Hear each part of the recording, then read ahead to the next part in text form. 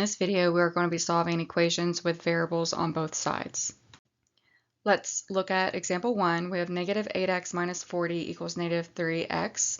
Since my negative 3x is on the right side by itself, I need to move my negative 8x to be with it.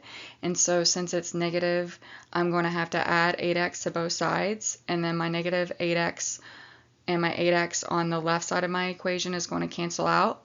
And I'm left with negative 40 equals 5x because negative 3x plus 8x equal 5x.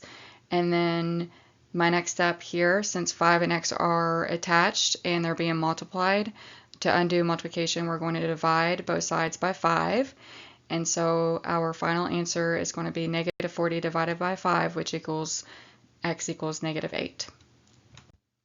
Example 2, when I have an equation like this where I have numbers and variables on each side of my equations, I always like to start with moving my variable. Honestly, you can move anything here, but I like to start by moving the variable, and I like to move the smaller of the two variables. And so here my negative 4x is the smaller one, and so since it's negative, I'm going to add 4x to both sides of my equation.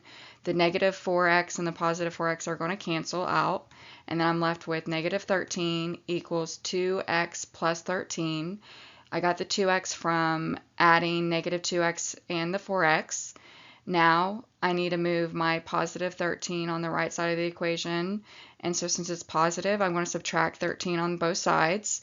My positive 13 and my negative 13 on my right is going to cancel out, and then I'm going to do negative 13 minus 13. That's going to give me negative 26 equals 2x.